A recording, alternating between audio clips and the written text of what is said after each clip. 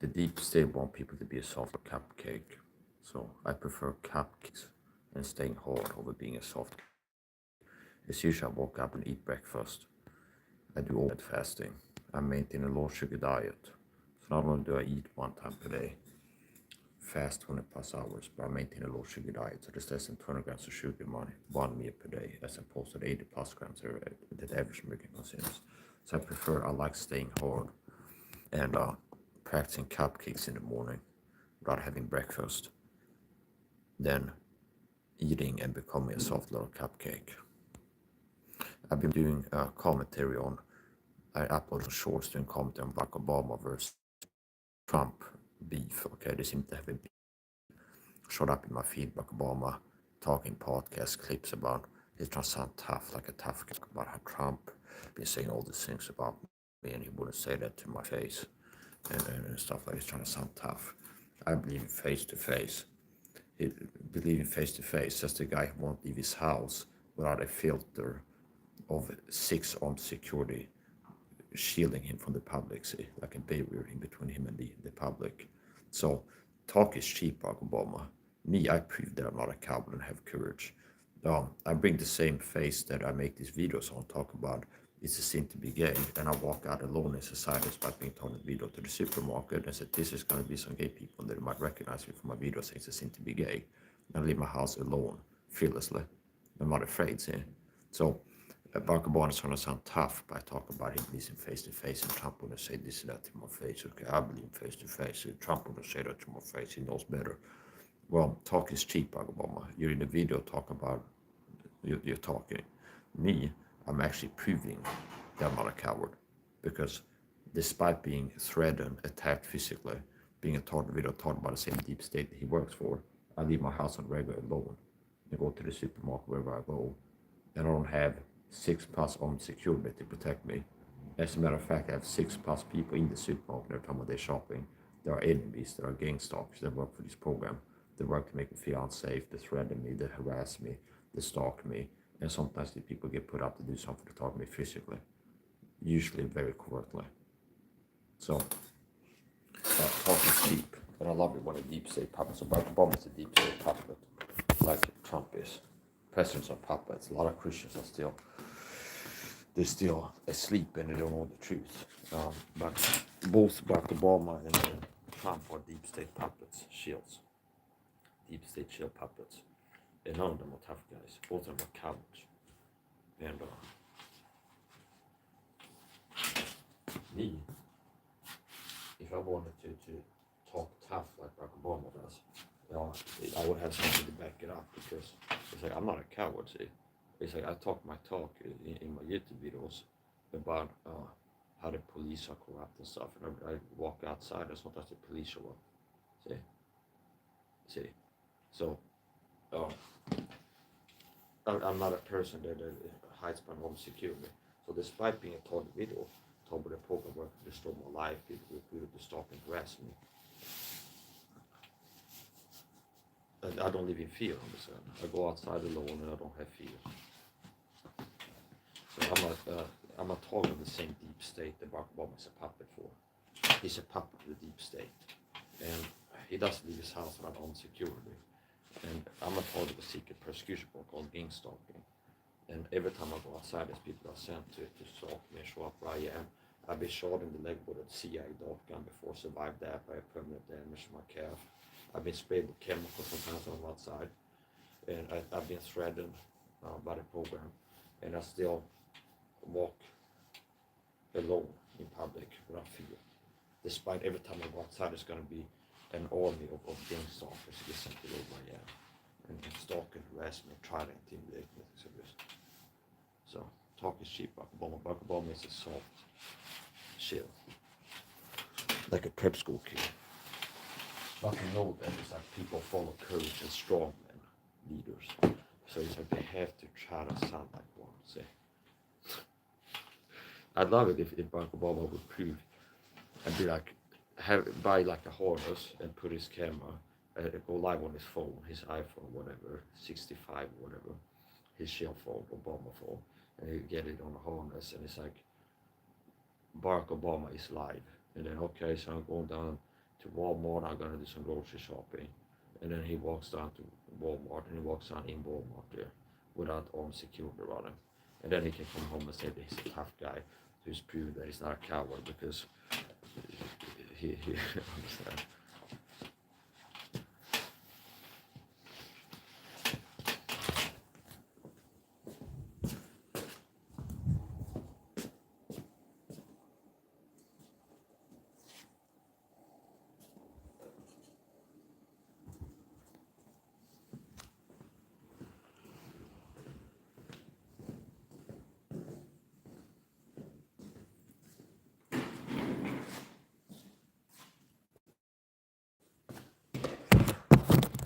Want to be doing some cupcake.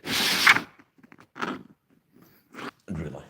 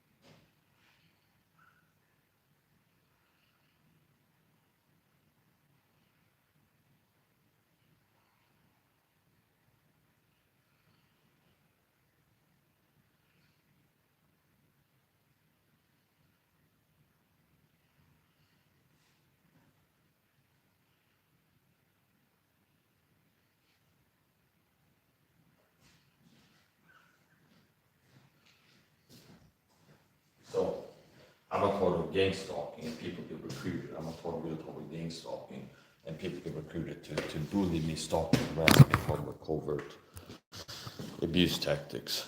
And I'm ready to defend myself against them physically if push comes to shove and they go from verbal abuse to physical abuse. If I put my foot down and let them know that I don't like the covert abuse they do. And it turns physical, they escalate. That's one part of this. I'm ready to defend myself. And people that are bullies are delusional, meaning the type of people that recruit to be gang stalking bullies, because they must have a false sense of security in messing with people in ways that they are, trying to provoke people and push them over the edge. Because people really understand violence and fighting, understand how dangerous it is. So if there's a fight happening with me and caregiving staff, for example, do you understand? It's like I've been covertly bullied by caregiving staff before, and I've seen that they're trying to intimidate me and act dominant in my home, where they get told by the handler to walk around with like Superman pose. It's supposed to make me feel intimidated and dominated. It's like they're trying to act dominant as women, some of them inside of my home, and be like, have fighting body language. That's one of them was doing that. I could tell it was like they're trying to make me feel intimidated, like move their body in a way that looks like it's like they're a fighter or something. It was like, yeah, they will say this to you, and they will say this and that and things like this. Okay, and it's like they've been told to like walk around like as if they're tough or something like this. Okay, now here's the point. And when they're not doing that, like bullying by body language, it's like doing things that you know I don't like, then it's other covert abuse tactics. And like one of the caregiving staff members, I'm not talking individual, I'm not going to start talking about that. Maybe I'll have more people kind of get what I talk about if I just keep it to the bullying. I've been covertly bullied by caregiving staff, and not the reason is that they've been recruited by a secret porn called gang stalking to do it. Okay, but that's the point. I'm not talking individual, and part of the target is people get recruited all the time to target for this program. And I've seen caregiving staff target with covert bullying tactics. And that shows just how irrational and crazy this video. They must have been told lies like, Mike would never dare to stand up to you, and you could kick his ass, you would win against him. or something like this. For them to have a false sense of security, to be like in a man's home and bullying and oppressing and tyrannize him and work to provoke him and target him. Normal sane people won't do that, okay? Normal sane people won't do that. I don't believe that they could get Boss Rudin or Michael Bisping or Chael Sonnen, okay, pro martial artists, retired some of them, to be like, come to Sweden and get the job as a caregiving worker who's got the job to come and like help out autistic people like me, to be like take out the trash and do some cleaning or something like this. Do you understand? I think it'd be harder for them to get a person who's like an ex-cop or a person who's Michael Bisping or Boss Rudin or Michael Chandler or one of these people, like UFC fighters. I think it'd be harder for them to get one UFC fighter, current or ex, to be like, okay, you know this guy Mike SAHA, okay, we want you to get the job as a caregiving member, get inside his home, and then start bullying him covertly, like discreetly. So the point is to do things, going to tell you to wear things, put on clothes, act in ways to push his buttons, work to provoke him, okay? And I believe it would be harder to get a person like that, especially if they like have seen my YouTube channel and seen who I really am, because I spend so many hours live that you can't like hide who you really are. Do you understand? Is that if you spend hundreds of hours per month live on the internet, you can't like keep up and act, understand? Is that people are going to see who you really are, and it's going to become clear who you really are. So if somebody hasn't had anything to do with me, they're not aware of my social media, don't see me being me on the internet, it might be easier to control perception. Be like, this guy Mike is a weak pussy boy, easy to bully, take orders to bully him. He's the weakest, most scared person ever. He's a scared sissy boy, or something like this. He couldn't throw a punch, so start working to provoke him and kind of make a fight happen with your behavior or something like this. It'd be harder for them to get someone like that, I believe, because they would understand how incredibly dangerous it is. Like, wait a minute, you want me to start, like, get inside this guy's home and start working to push his buttons and provoke him and work to try to make him so angry that he feels like fighting me. That's the job description. It's like, I don't feel like that's a safe thing to do. Even if they're bigger, even if there's two guys and they're bigger, because they'd be like, well, Mike is a knife fighting martial artist. I've seen him practicing knife fighting in covert deployment. I've even seen his videos where it's like, pro martial artist locked with knife attacker.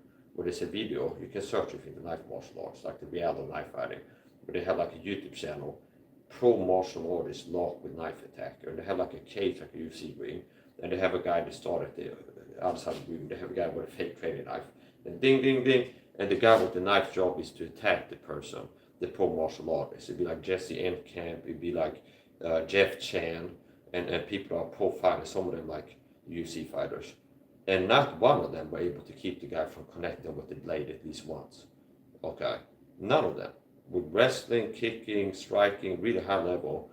And it's like everything's high level. The strength, conditioning, cardio, the muscle memory, the psychological toughness, they're being less fearful than based on person, just based off your person who does dangerous things and it's in a sport that's like you risk serious injury every time you step in the cage and for this. They're gonna be like at a higher level in anything that matters when it comes to fighting pretty much. And still they were unable to keep the guy from connecting several times. There was not one of them that was able to dissolve the guy before he could stab them or slash him at least once. And most of them got stabbed several times. You had like a counter where it's like in boxing, but somebody's like counting the strikes and like strikes led or something like boxing stats, where it's like they have like a ticker, like how many times the guy slashed or stabbed the person. And so a pro martial artist, like maybe Chael Sonnen or something like this, or ex-Chael Sonnen, I think it'd be harder for him actually understanding combat and injuries and how dangerous it is. And especially if you see my YouTube channel first, does some research, to be like, well, this is very dangerous. You want me to get in this guy's home and try to provoke a fight to happen. It's like, it's the job description. Like, get in there and bully him and try to get him to go like psychotic. Did you know that that's actually one of the risk factors of being bullied with autism is going psychotic, okay? There's a risk factor for getting psychosis. If you're an autistic person, you're more vulnerable to stress and bullying and things like this. And a risk factor of how gang stalking, bullying can affect an autistic person is turning psychotic. Okay, do you understand? And people go sometimes when I post pictures, school shooter vibes or something like this is the hater comment. But maybe they can pick up on something we don't understand. But whatever, his point was like, it's like I am walking around carrying energy of having been abused for a long time and not happy about it. Now, anyway, his point, I'm not that type of person, okay?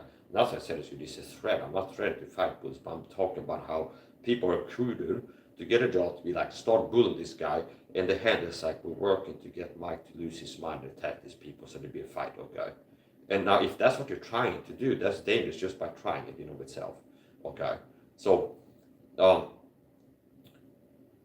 and especially after they want to be like coward bullies, they will always want to mimic superiority. So it's like they want to be two people in here to clean with me. So it's twice the tax money, and people give me shit because I'm collecting disability because I got autism. But it's like I'm saying one person is enough, and due to my autism, my social anxiety is exacerbated the more people are in the room, which means I feel more anxious and stressed and on edge. Fight, flight mode. See, stress, fight, flight mode. I'm more stressed if there's two people here than if there's one person. And I've told them that in writing. They say, I would prefer if just one person here cleaning with me. But they demanded to be two people. And why? Because the past caregiving staff, they were bullying me and worked to provoke me and weaponize my reaction to paint me as a problem. And I got sworn and put in sidebar short term. And that proved that I'm not crazy or on drugs, like everybody's been saying. When I make screens like this in open chat, you're on drugs, you're crazy. They tested, nobody said in the sideboard psychologist that I'm paranoid schizophrenic or that I'm having delusions or something like this. It's just guys autistic in the psych ward. And we can tell he's a little bit tense or something like this, which could be his autism being in this environment. Okay. And they tested me for drugs and there's no drugs in my system. Okay.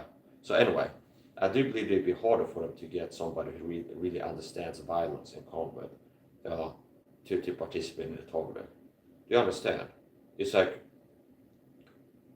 they're not sent in here to start throwing punches, okay?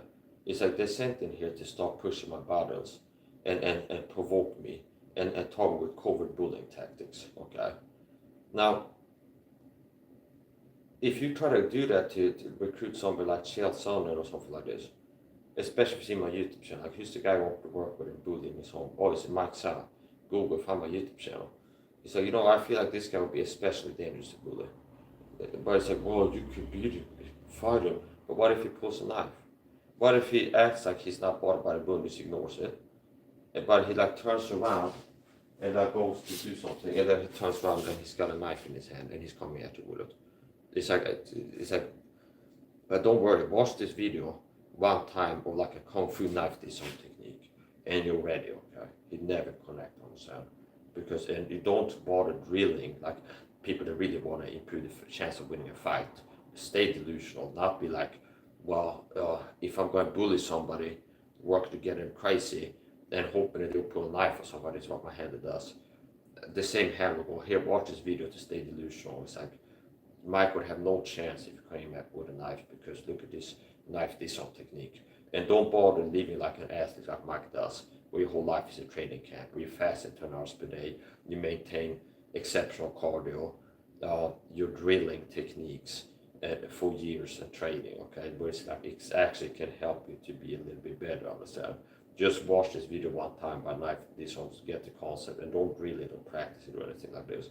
Just so I'm not threatening anything. I don't have to. But the point that I'm making here is it's kind of crazy to have people recruited to bully me in my own home, and their job, caregiving staff, is to help with my autism. And here's another thing: they're demanding to be. And the point I'm making is it's not dangerous because I'm planning to attack them or saying that I might if they bully me. The reason it's dangerous is just because it's an intention. They're handlers that recruit people to bully me in here. They are giving them orders are intended to provoke me and get me to lose my shit and get violent and cause a fight, understand? So they can get me in a psycho or prison or something like this. Okay. Here's another thing that I'm thinking about. Kind of explain my philosophy on violence. My philosophy on violence has been, I've been like an example Christian all these years, long suffering, charity wanted, not itself. It's not easily provoked. Thinking of evil, do it, no evil, okay? For years, enduring abuse by caregiving staff, criminal abuse according to local law, persecution, and really being hurt by it, damaged by it psychologically, and being able to never get physical with them. never act on the feelings of hurt, okay? And just maintain, and it's always like this so fucking scumbaggy, because who I am is like, I'm not an asshole. My standard personality is low conflict, agreeable, and friendly and kind. So it's like anytime there's like this new caregiving staff member, I'm always friendly and kind and polite and like accommodating and stuff. And then sooner or later they get recruited by the gang stalker point to start talking to me. Okay? And then even after they start that, I could pay my kindness with evil. It's been like for months. They show up, they do subtle gang stalking, covert abuse tactics to me. I kind of ignore it. In the moment, I don't react in the moment to the abuse, kind of just ignore it. But since it's causing damage as intended, psychological abuse, it will come to surface, and I'll be reacting to it. I mean, it's like it come bubble to the surface and be like bothering me, okay? The narcissistic abuse will cause damage in you, okay? It will lead to rage. It will lead to real feelings of rage. Narcissistic abuse causes physical damage to people. It will lead to feelings of rage. It will lead to CPTSD, PTSD long term. Narcissistic abuse, which is a part of how I get targeted. That's how people get recruited to target me, the flying monkeys. A big part of it, like 90% of the daily target that I notice is the psychological warfare, narcissistic abuse, narcissistic dog's abuse tactics, covert narcissistic abuse. That in of itself will lead to brain damage, it'll lead to rage, it'll lead to PTSD, CPTSD, sooner or later. So anyway, here's the point.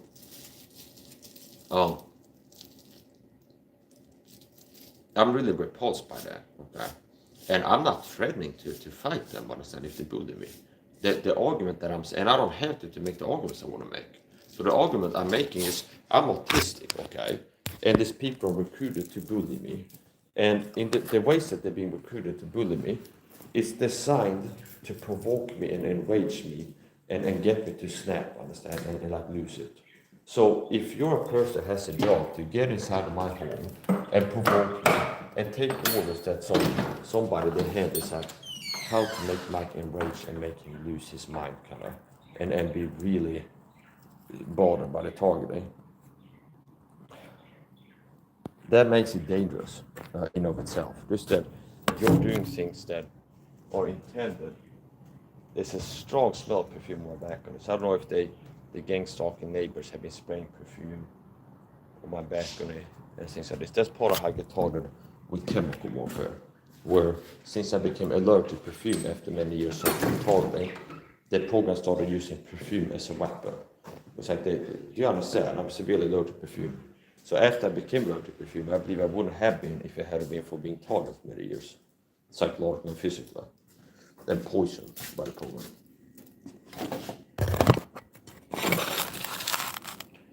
So we'll see if that will shut down my athletic ability. They used it as like a training thing. It was like, I'm just smell some perfume. Let's see if that will take away my ability to execute the martial arts techniques. Okay. So anyway, here's the point. Now, this avoidance way from the video game stalking. It's not just bullying. I can explain a big part of psychological warfare from a framework of it's basically covert bullying. Okay, secret bullying. But the code that mean of itself is not just bullying. Okay. Now, one of the ways I've been taught physically by the program, shot a leg with a CIA dart gun, heart attack gun, and I still have a numb spot in my leg from that. Survived an assassination attempt. I believe that happened to me. I was hit in the leg by something a perp held in the hand. The gang stalker in the corner store walked past me. And it's all these people that sometimes, as I arrived, he's already been sent by his hand to like wait in the store and do perp and what his perp bodies and like subtle targeting and gang stalking. And it's all these people. And when I'm in the store paying for my items, he walks past me and holds something in his hand. I feel something hit my right calf. It is like a strange feeling spreading up and down, like the spot. I felt something hit me as he walks past me. So I do believe they had a covert spy gadget, like a dart gun, CIA dart gun, CIA heart attack gun. You can YouTube search CIA dart gun. I believe he had something like that. And I can't get into specifics about like 64 disclaimers, but I had an antidote in circulation. Okay. And then you can watch my other videos about what I believe about antidotes and antitoxins and things like this. But I did have an antidote, prescribed by a doctor quite possibly, but I did have an antidote in my body. So I do believe that an antitoxin. So I do believe that could have saved my life. and it still left permanent damage. So anyway, it's a point.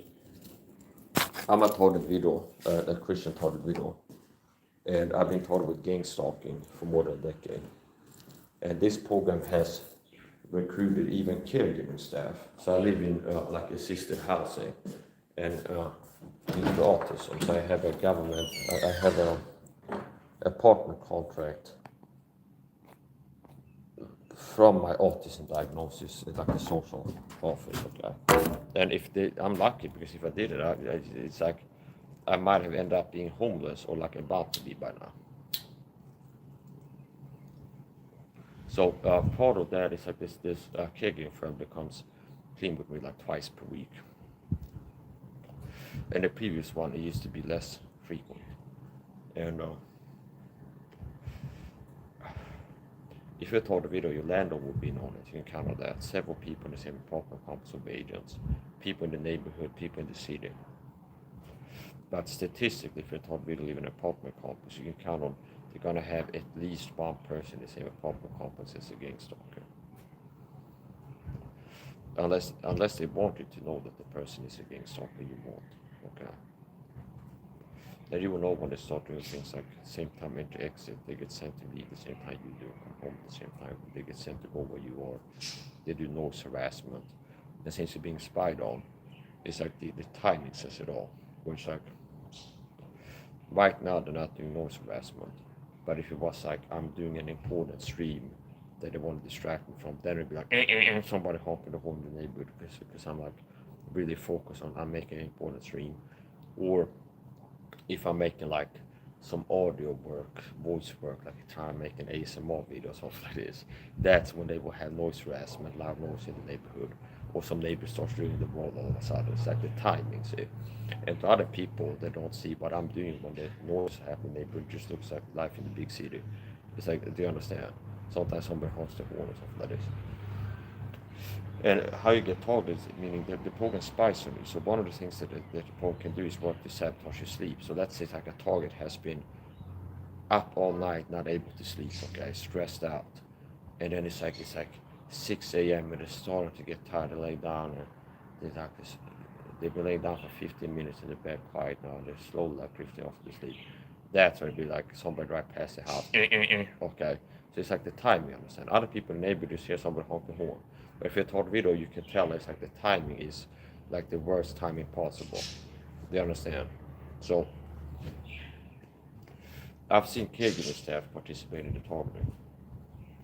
And then they weaponize my reaction when they provoke me in my home, push my buttons. And when I react to the covert abuse reactive, it's like, I have to have a saying, if you react to covert aggression with reactive overt aggression, you appear to be the aggressor to a lot of people. So that's like narcissistic abuse. It's like flying monkeys get taught to push my buttons long term and provoke me. And then covertly it's narcissistic dog abuse tactics to target with. You can Google it, have a Medium article on the internet. Narcissistic dog whistling abuse. Okay, that explains how I get targeted in my home. Okay, by caregiving staff, covert abuse, habit target.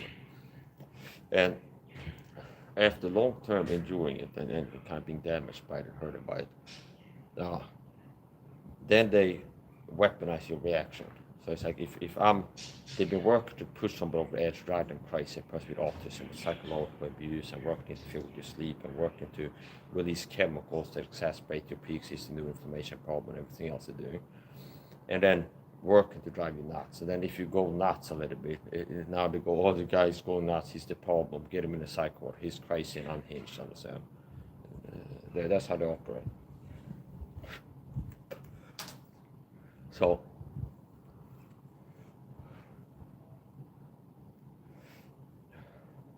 I've been taught for more than a decade with this. And it's one thing to be taught when I go to the supermarket. And it's like, okay, I do my shopping online as much as possible. Order canned mackerel online and stuff. Do as much shopping as I can online. And it's like, avoid going outside unless I need to, because I get harassed every time I go outside and targeted in different ways. So it's wisest to not go outside too much unless I'm looking to be more affected by the targeting. And you can kind of like, okay, I know that it's like if I go to the supermarket, they were being harassed all the way downtown in the supermarket on the way back by gang stalkers, fly monkey curbs, so called.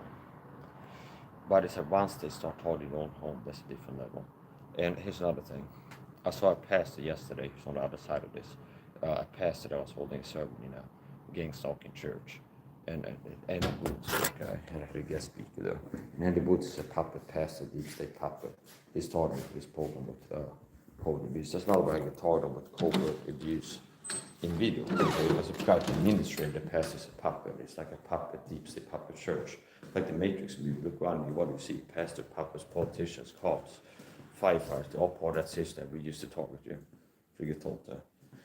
So that's part of what happens. Yes, it's got to see on social media. It could be like a sport, an athlete. It could be Mike Perry. It could be anybody. It could be a podcaster. It could be Greg Doucette. It doesn't take long until I can tell that they started targeting for the program of code abuse, working little triggers, narcissist always abuse tactics.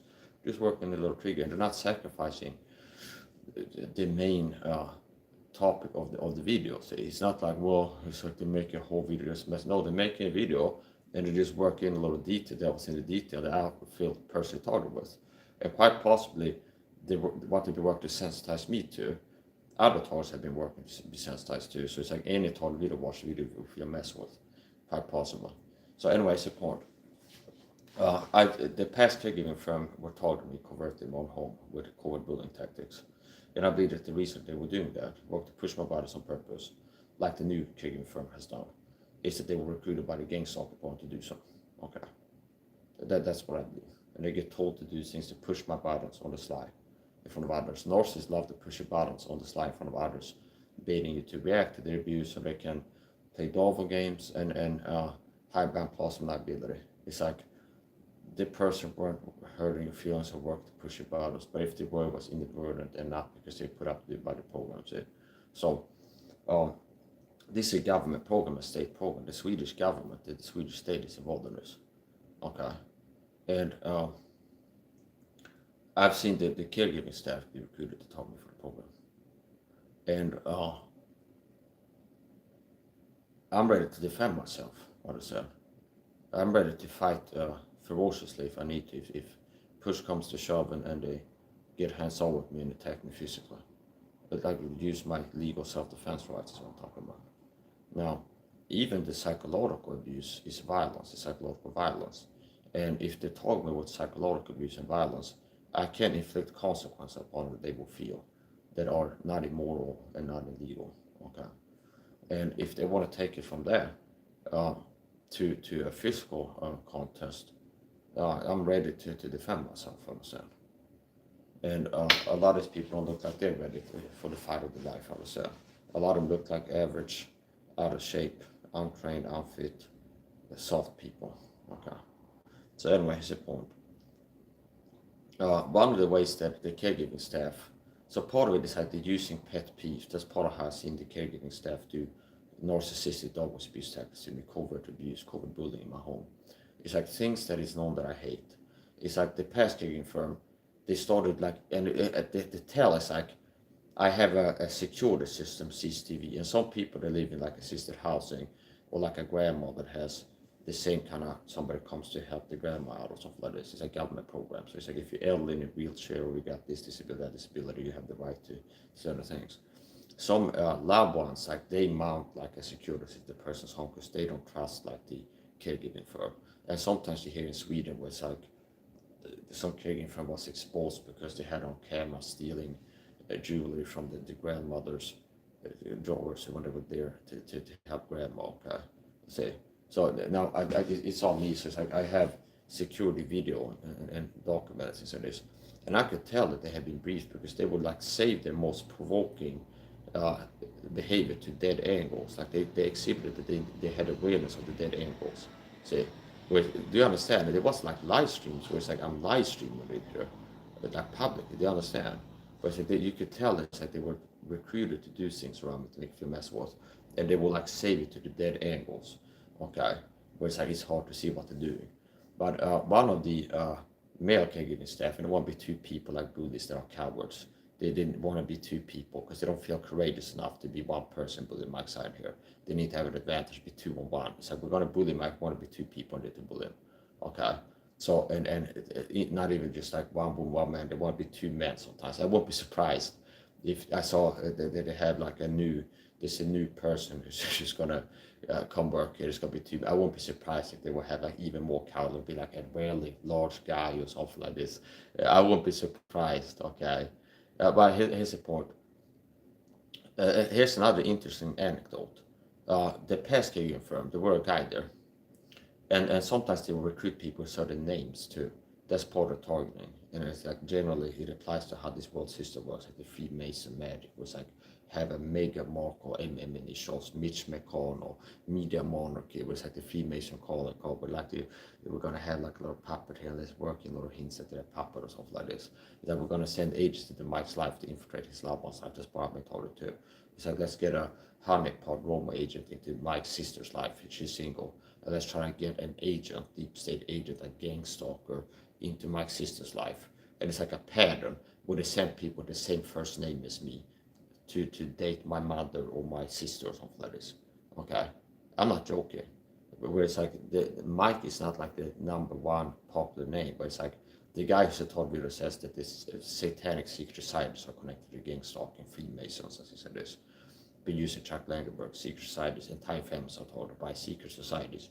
And it's like, my sister tell me, oh, I found a guy on dating site, I started talking to him, and he's a Swedish cop with the same name. It could be the first, middle, last name, but it's like the same name as me.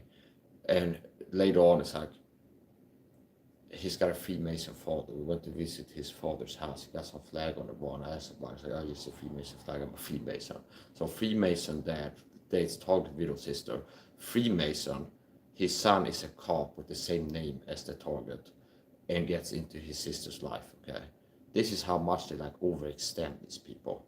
This is how much like the narcissist, just like the arrogance is just getting like in your face, just like kind of like, yeah, we're doing this kind of half openly. And then my mother's ex, once again, she was single. She started talking to some guy, a guy with the same first name as me. I'm a Todd widow, so it's like my mom ends up, there's a guy she starts talking to, and he's got the same first name as me. And then later on, you can tell it's like people sent by the program, because she tells me she broke up with him because he had like debts and they were getting ready to settle down, which means she would get indebted and lose money, and the government could come, like the tax rate could come and get stuff from my mom because he had like secret debts that he was hiding from her and had been lying to her. As I said, this I'm working to hurt my mom's economy, because my mom has been helping me out sometimes. There's been times where I like run out of food because I needed to buy more vitamin C, antitoxin and stuff.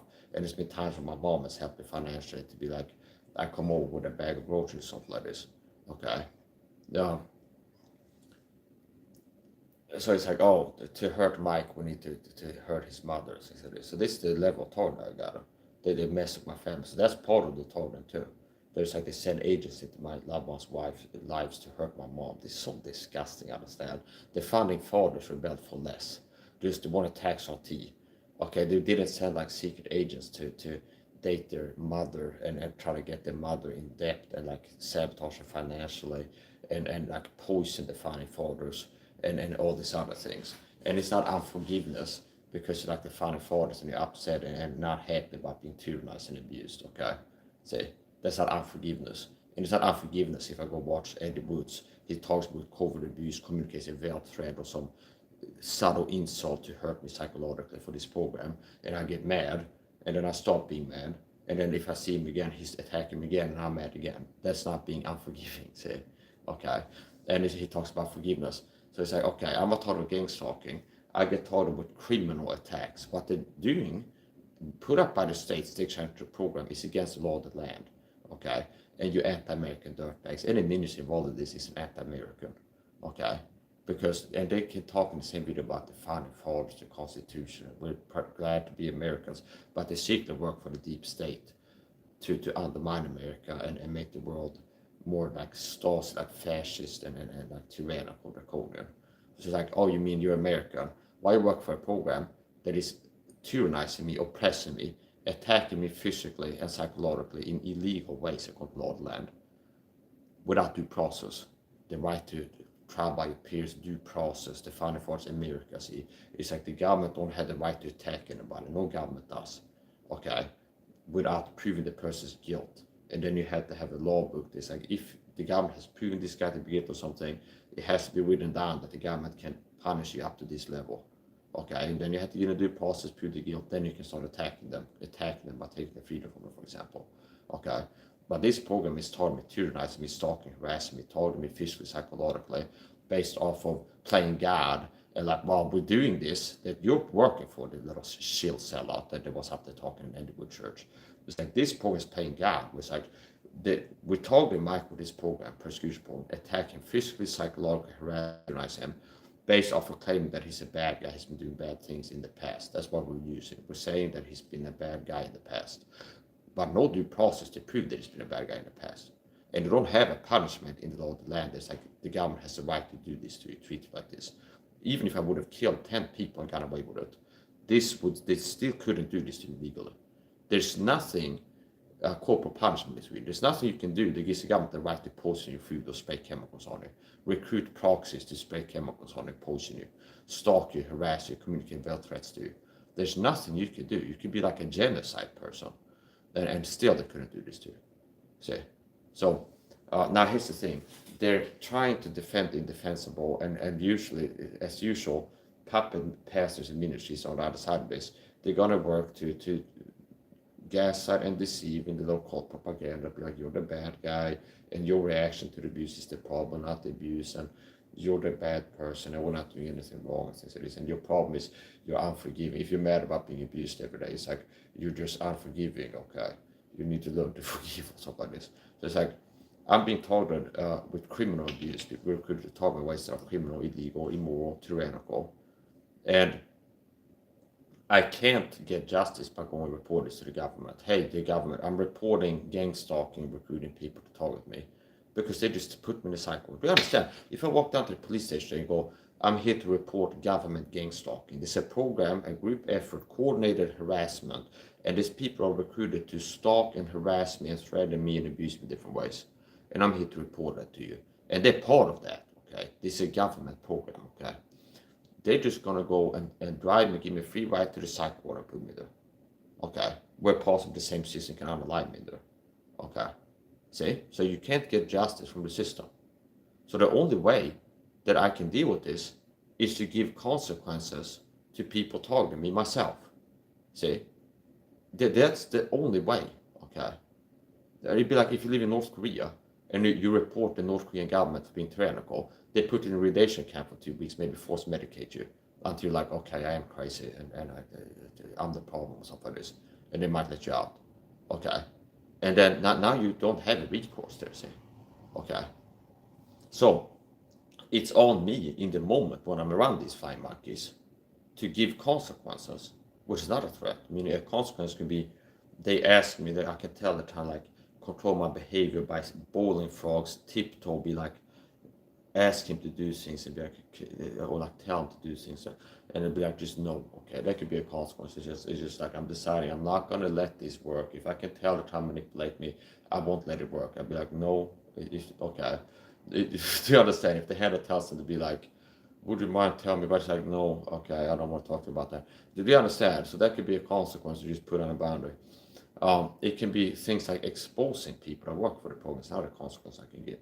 Meaning exposing people that have tolerance for the program. And you can go, some of the behaviors like face value on the TikTok with a lot of Swedish people would agree with me that this is bullying. If I played a tape of how they've been acting to me, be like, this is bullying, especially with my commentary explaining it. But a lot of people go, yeah, this is bullying. And then the only thing is like the level where I go, and I believe that this person was bullying me, is that someone recruited them to be a flying monkey to target me. That level, there'd be less people like ready to believe that right away. But it's like face value, it's like it's bullying, it's rudeness, it's people being rude, disrespectful, button pushing, and things like this. So anyway, support. And then they could go, oh, Mike, you're upset about flying monkeys targeted for this tyranny program. Like the founding fathers will leave it about being targeted by proxies of King George, whatever his name was, the British king or president. Um, you're just unforgiveness. The final thoughts just need to forgive the British. Or you're mad about what they've been doing to you just because you're unforgiving. You need to become forgiving people. The final thought. You wouldn't have America then. It was just like ignore everything the British are doing and they're slowly getting worse and more tyrannical. And just ignore them, forgive them and just be forgiving. And you wouldn't have America today. See? They get targeted all the time by the British and they just go ignore and forgive them. Oh yeah, they hurt us, they're tyrannizing us, we feel bullied and oppressed by them. Just ignore and forgive them, okay? Well, if you see them start working to protect themselves from the tyranny, okay? And starting with like the Boston Tea Party and writing down what you got a problem with, like redress of grievances, things like this. And much like what I've been doing, like a redress of grievances, the fun part is like leave us alone.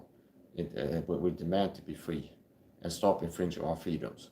And then they had to get political and start working to take back the country because they wouldn't go along with it. So I made videos for years. Don't take orders. If somebody talks to you, gives you an earpiece and tells you to put on certain clothes before you go to meet, they tell you, they instruct you to ask me, they say this, and they kind of control your behavior when you're around me. That means you've been recruited to gang stalking. They work to recruit into gang stalking, and I don't care what they tell you. If it's like we're just telling him things to make him feel good, no, they're being told things that are supposed to make you feel abused, bullied, violated, and hurt. Okay, and I'm not gonna buy that they're innocent.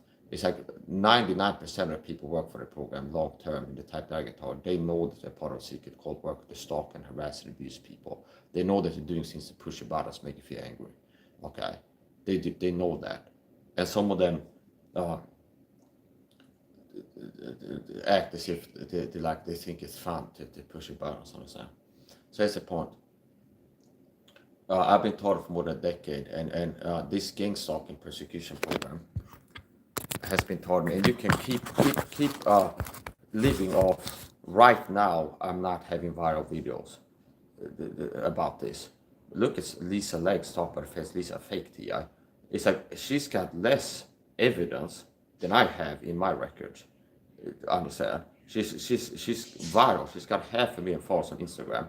She uploads videos about being gang stalked, and it's like goes out of Planet Fitness, gang stalking, car park waiting for me with tinted windows, stuff like this.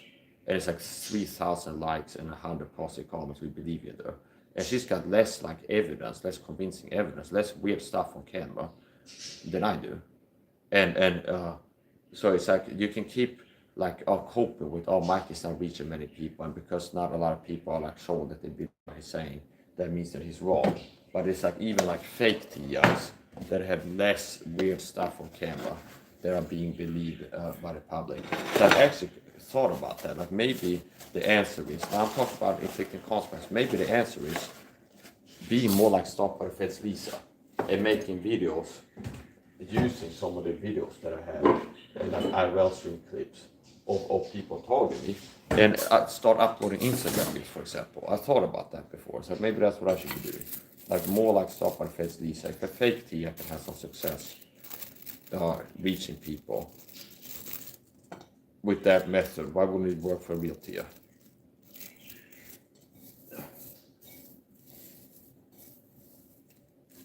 So anyway, that's the point. So that's one consequence I can give to these people. Do you understand? And so it's like to this little shill, and I'm gonna waste my time possibly less dealing with this. With this little shill that is in a gang stalking church. That's how recent they make the sermon. It's like one of these gang stalking churches I have to keep an eye on because I know that it keeps their puppets and told me if I watch the videos. But I still keep an eye on them. So here's the point.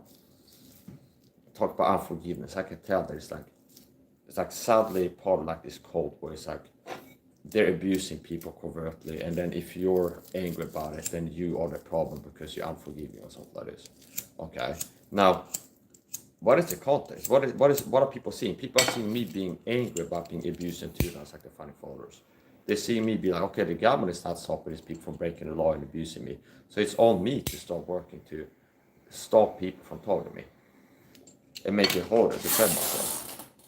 And one way that you can defend yourself, it's like if somebody bullies me today and then 3 days from now I upload a video or a picture of their face Faces of perp in Guraka or something like this. Here's a gang stalk in Oxelösund, Sweden. Okay. Now, only if it's legal. Okay, I wouldn't do it if it's legal. As an example, what's that? Or you could say, well, that's retaliating. Well, if somebody throws a punch in your face and you throw a punch back after that, is that vengeance, revenge, or is that self-defense? If somebody's attacking you, and do you understand? If somebody starts throwing punches at you, and after they throw their punch, you throw punches back, is that revenge, unforgiveness, or is that self-defense? If Iran sends missiles to Israel, and Israel the day after sends missiles, is that revenge and unforgiving, or is that self-defense as a nation?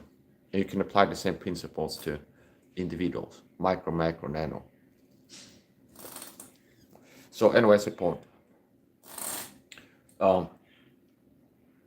And that guy would be like, oh, I might make a remix clip, if able, or that clip where it talks about unforgiveness and releasing people.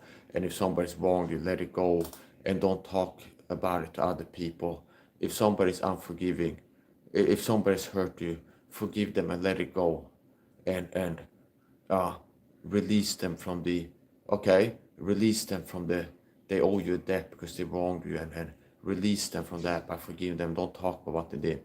So I guess if an arsonist had fired to his house and murdered his wife and children, and they're in court, and the judge goes, I'm ready to send this guy to prison for the rest of his life.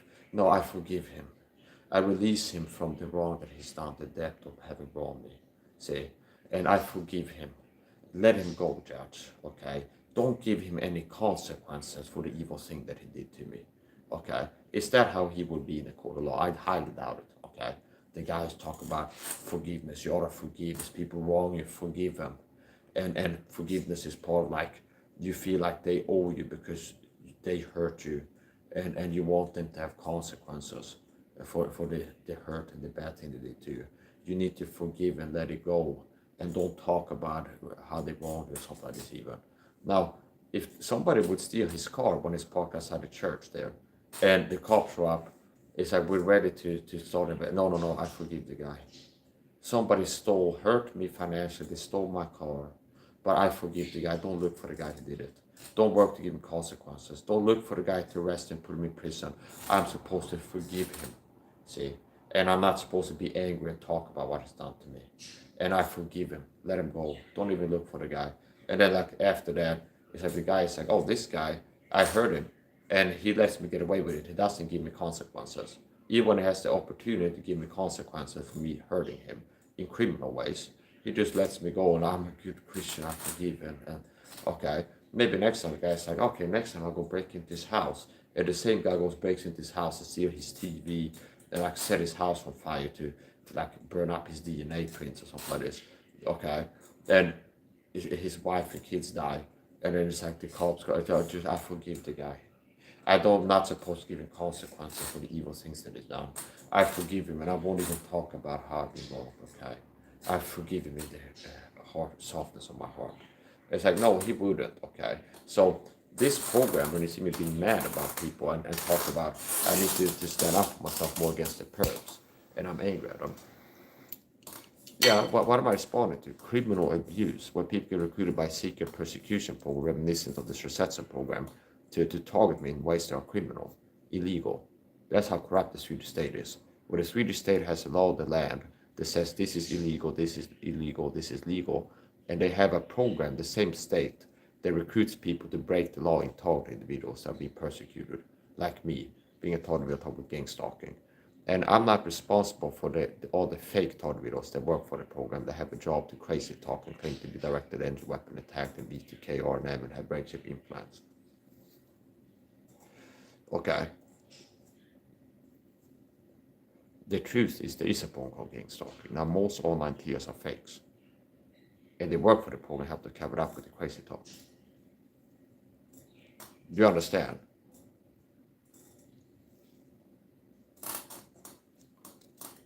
So, I've started thinking more, and I have it coming to a point where I realize I'm gonna have to start making it hard for people to target me and give people pushback and consequences for targeting me.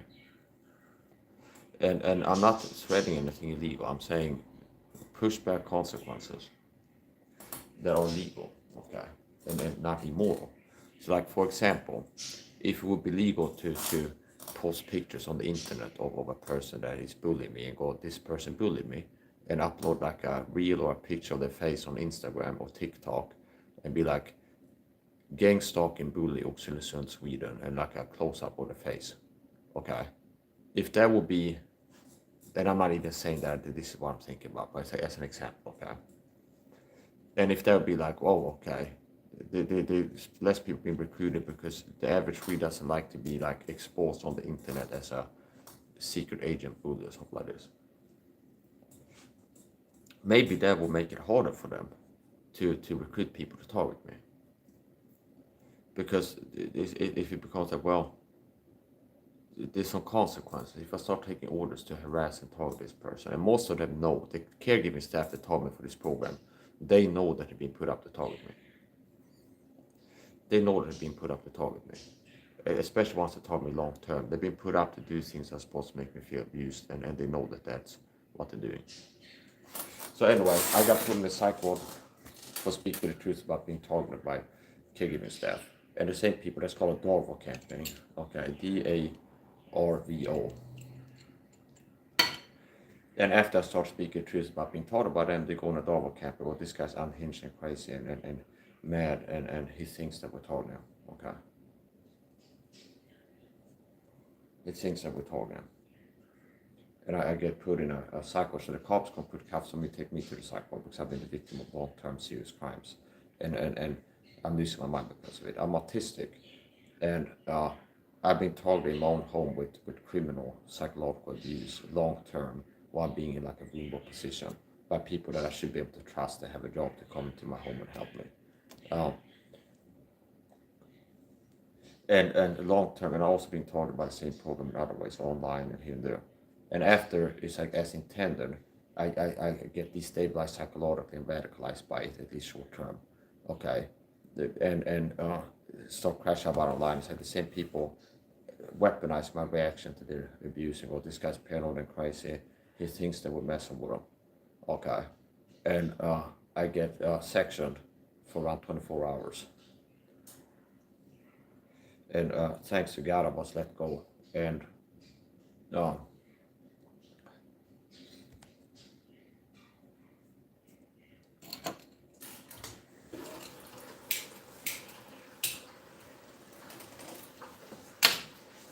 here's the thing that, so the cops, I'm the victim of crimes, the cop criminal persecution by the state. So the state is involved in this. It's state sanctioned, state sponsored, the state is involved in this. And it's by proxy. So you will have, I have had Swedish police officers participating in targeting me. And I've also had average Joes, okay? And the cops have been instrumental in working to oppress me and keep me from doing activism, ordering to expose me being persecuted. See, it's like for years I've been doing IRL streams, and part of the reason I started doing IRL streams is I would get harassed by the police quite a lot before I became an IRL streamer. It'd be like I couldn't leave my house without the cops have like an ambush. They were waiting for me to leave my home and come up and want to check my pockets, pep me down, quite a stressful circumstance. I'm not joking. It'd be like a pattern where it's like I go out in the middle of the night. Like when I used to have agoraphobia, like raging PTSD, I'd be like, to go outside and exercise, I would like take night walks. And they'd be like in the middle of the night, it's like cops were up, patting on their shoulders. Like, okay. And this is a small town. It's not like the murder capital like Chicago or something like this. This is a small town, like 10,000 people. The average Swede in the city sees the police maybe once every 2 months. Even if they're out every day, they maybe see the cops once per month. Okay. See, but so yeah, the police have been instrumental in the targeting, and that's part of the reason I started live streaming, because I'd be harassed by the police so many times, including I got threatened by a police officer, and sure enough, it's like his threats look like they're making good enough. So it's like they don't like people to stand up to their abuse. It's like they sent two female police officers to harass me, and for sitting on a bench outside my own home after coming home grocery shopping.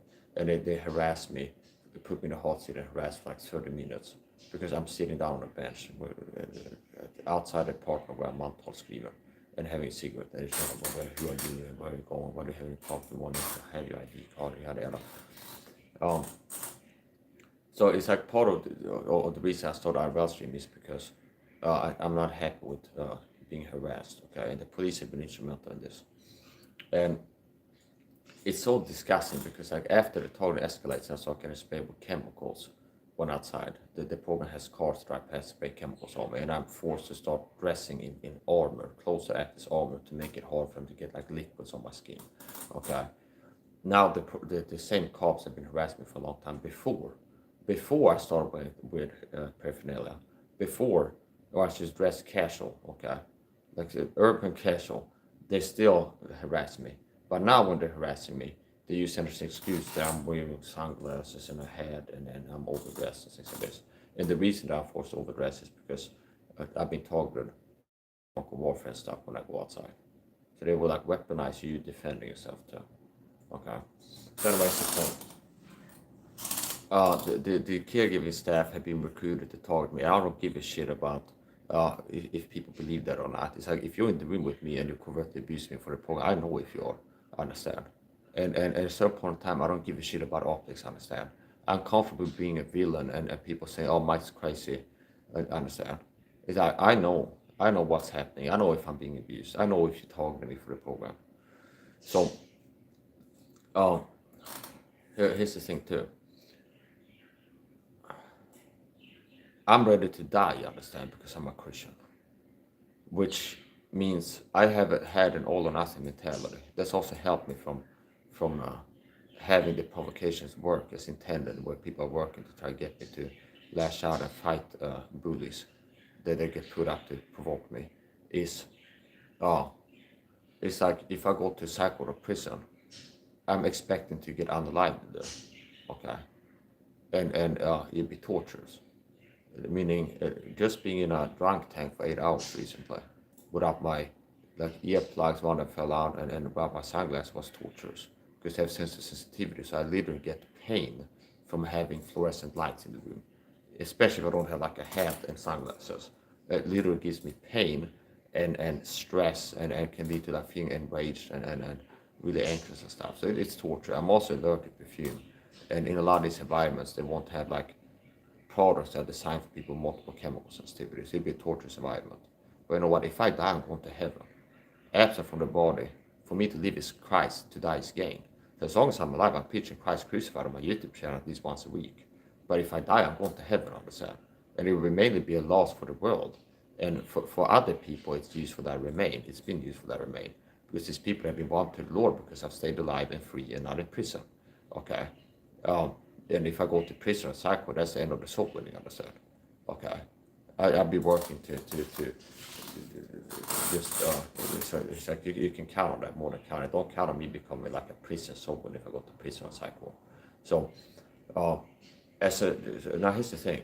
So that's part of it. It's like, unless I want to die today, I'm not fighting them. Okay, that has really helped me to not be provoked because I don't think like, well, they're working to bully me, and I know that they're trying to provoke me to get to the fight, and my head have enough of that, so I'll fight them. So what has protected me from going like that, a big part of it, is like if I fight somebody, I'm expecting to go to prison or psych ward after, be murdered in there, and if not, like for a long period, I just suffer torture in the institution until I die there.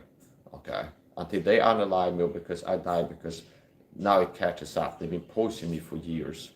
Okay, and when I'm free, I'm taking a lot of vitamin C and this and that vitamin to protect my health. But if I lose the ability to take the supplements that I've been using, uh, I'm expecting my health to rapidly decline and things like this.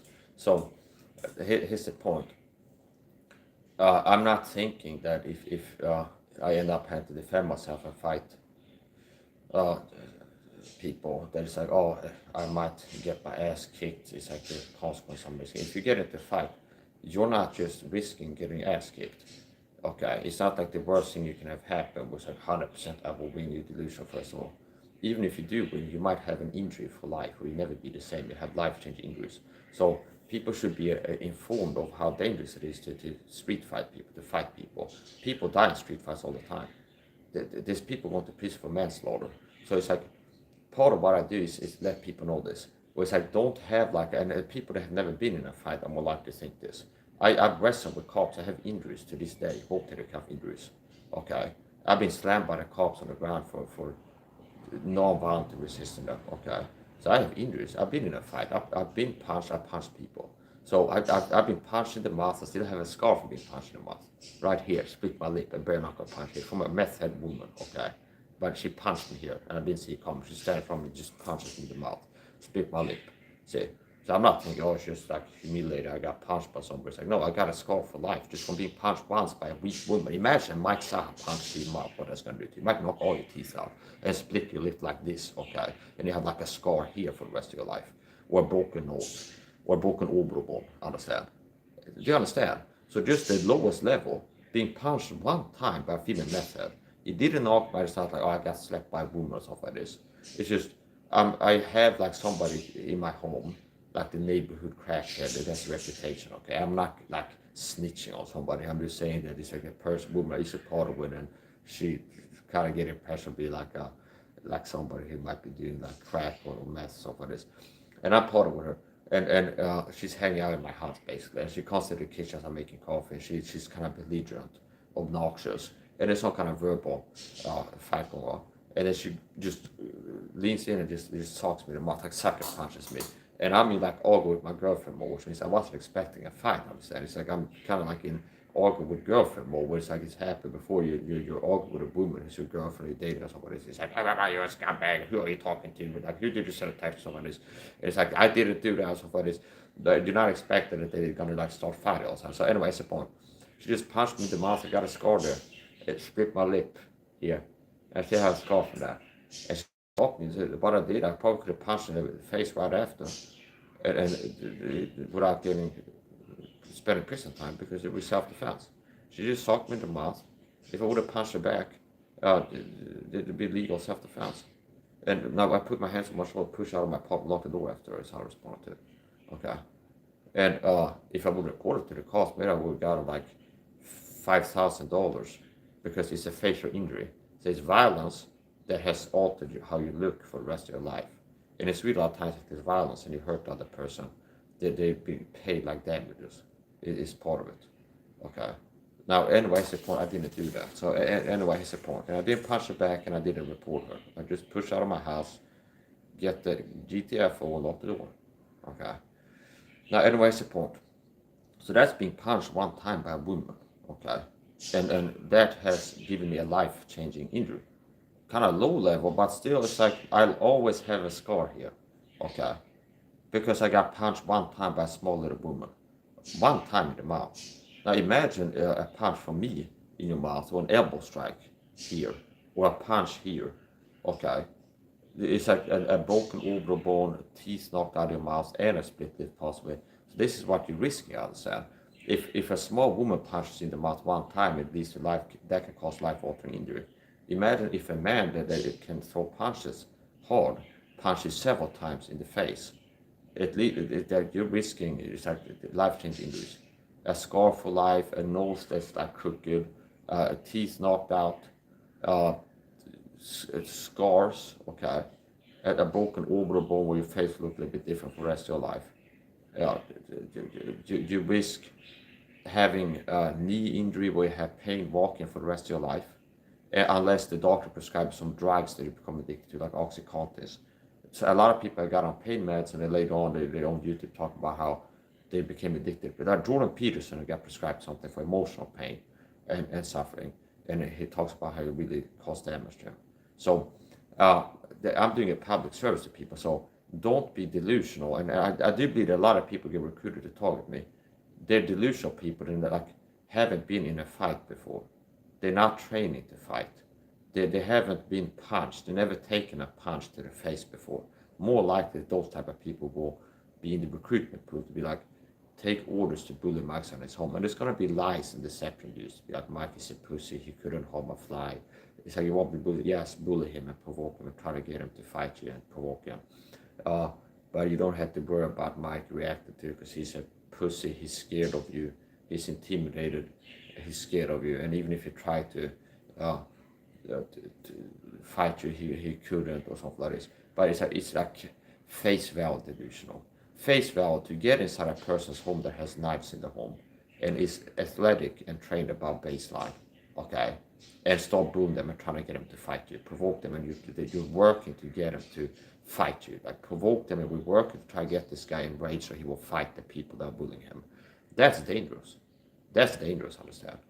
And it's even more dangerous because here's the thing. So I don't have to threaten that I might react like that, but I'm saying just that there's an intention to try to get me to go nuts and fight people makes it dangerous. Okay? Do you understand? So here's the point.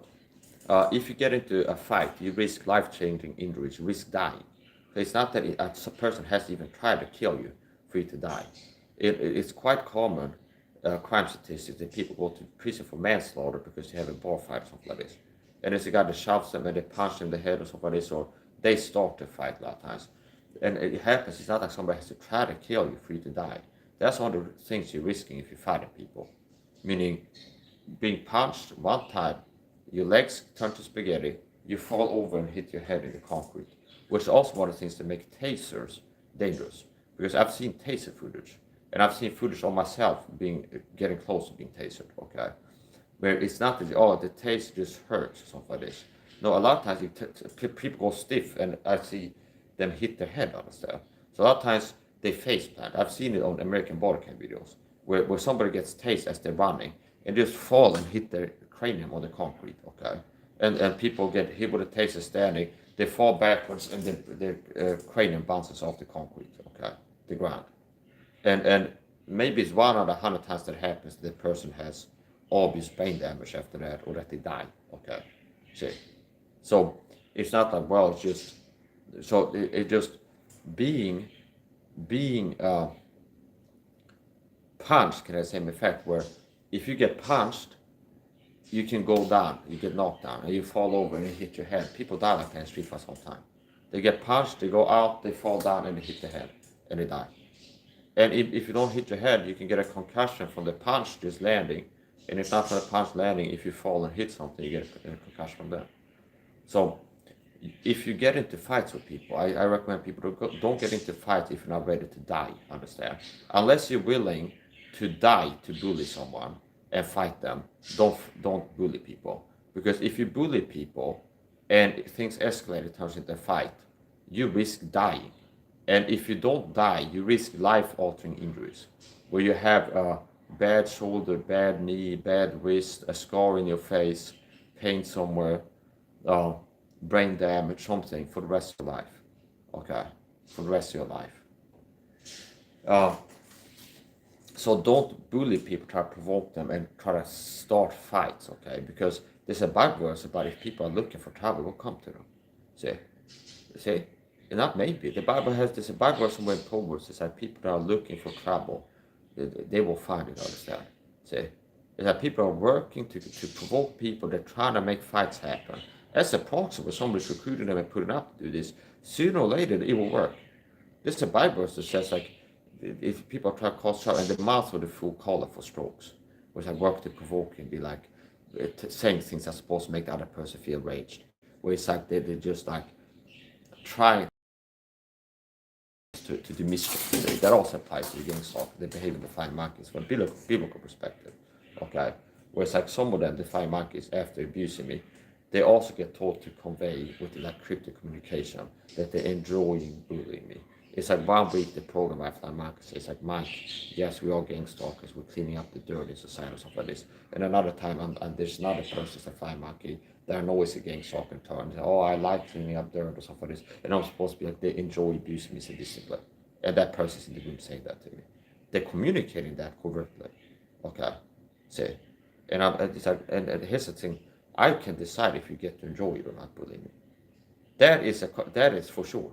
Meaning, bullies that tell me they love bullying me, they think it's fun and exciting, and they enjoy bullying me and abusing me.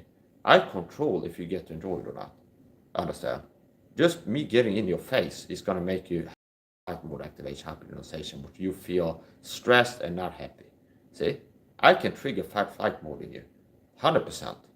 No matter who you are. And now that it starts being fun then. So if you're like in a happy-go-lucky mood where it's like, oh, I'm having a good time, I'm pushing my buttons, abusing him, I'm bullying him, I think it's fun. Okay, if I get into your face and trigger fight mode, you won't be feeling good. You feel a surge of adrenaline, cortisol, and you're like your heart sinking and like skipping and things like this. And you won't feel good then, understand? See? So I control if you get to have a good time bullying me or not.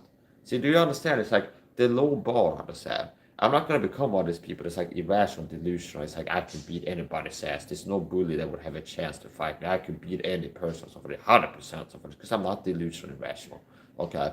But certain things with like 99% certainty, I can control if bullies feel comfortable when they bully me or not. Understand? Because I can create a really uncomfortable situation. Understand? Really uncomfortable. Like in the moment. And if not in the moment, I can ignore it. And then later on, I can figure out a way to make the person feel uncomfortable. Okay? I do believe that some of these bullies, like caregiving staff that I have on Instagram reel, where it's like as I'm leaving, the same caregiving staff got me sectioned. I've been crashed out online about feeling abused by them. What are chances as I'm leaving, same time to exit, there's the 2 caregiving staff members waiting outside the elevator, time to when I'm leaving the red time. And I had them on a video, okay? Now, I would be surprised if they've been bullying me, and if I would get that clip and do like a stalk by face, Lisa upload 2 gang stalkers waiting outside my apartment complex, same caregiving staff that got me swatted for saying that they were targeting me for the gang stalking program. That if that will come to, it might be a week later where someone say, hey, I saw Instagram a reel with you in it, the guy saying you're a gang stalker, that they have like a feeling of panic, like the floor, like the bottom comes out feeling. I understand psychology by having had a wide experience data pool of feeling different ways myself, okay? So I wouldn't be surprised if that would happen. They get exposed truthfully as what they're doing, okay? Just like this people bully me here, that they will have like a feeling of like panic, okay? And like the bottom comes out like a panic, a surge of stress chemicals flood the body and panic in response to getting news that they're in an Instagram video with 2,000 views on it. Gang stalkers in Oxelösund, Sweden, bullying autistic or stuff like this.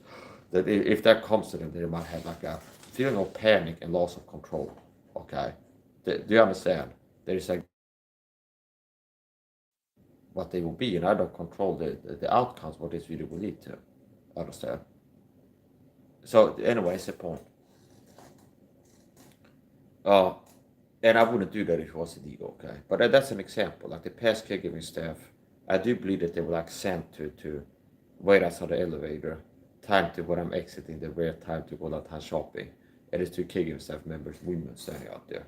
And it's supposed to make me feel harassed, I reckon. So it's like, I had to look at what the local laws are. By Stop by the Feds, Lisa make videos like that all the time. Where it's like 2 gang stalkers wait outside Planet Fitness as I leave. Gang stalker wait in the parking lot, tinted windows, headlights on as I leave Planet Fitness, stuff like this. And it's like showing the person on the car with like gang stalker as a label on it in an Instagram video. And that's like 90% of her content that helped to get as big as she is. And okay. So it's like I would have to freshen up a little bit about local laws that it's not illegal to do that, because I've been talking passionately in this video about consequences and standing up to bullies. I am no way, shape, or form threatening people to do something illegal or criminal to get back at them. But I am thinking about ways more and more to defend myself against bullies and work to make it harder for people to keep bullying me and harassing me, and make it harder for the point to keep recruiting new people to mess with me. So anyway, it's a point. Here's another. So the past caregiving firm. And this is like one of the good things is I guess I got a lot of stories from podcasts if I want to go like a podcast rumble or something like this. But here's the point. The past caregiving firm. They were the new one has started too, because there's a program called Gang Stalk recruits people to target me, and they keep recruiting people. So the past caregiving firm started targeting me for the program, I believe. They were targeting with COVID abuse, pushing my buttons, pet peeves, COVID button pushing. Okay. Do you understand? It would be like if Joe Rogan has a podcast and he says, you know what I really hate? I really hate people whistling around me. And then it's like he's like an IRL streamer. And he has an open chat and people come in as guests start whistling and it's like crash out of it. It's like it's like you fuck with me on purpose. You know I hate whistling.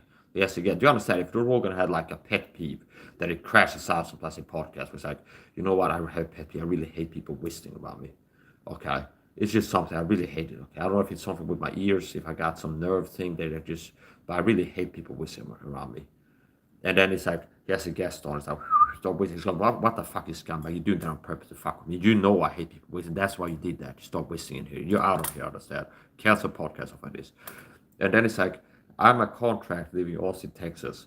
And I'm the guy to get the call. It's like Joe Rogan needs his uh, ice bath rebuilt, his sauna. Okay. He's got it. Okay. We're going to build a new sauna. Okay. And I'm working as a contract, like a carpenter or something like this.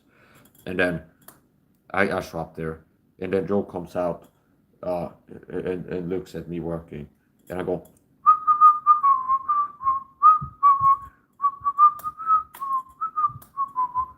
okay, that could be narcissist dog abuse.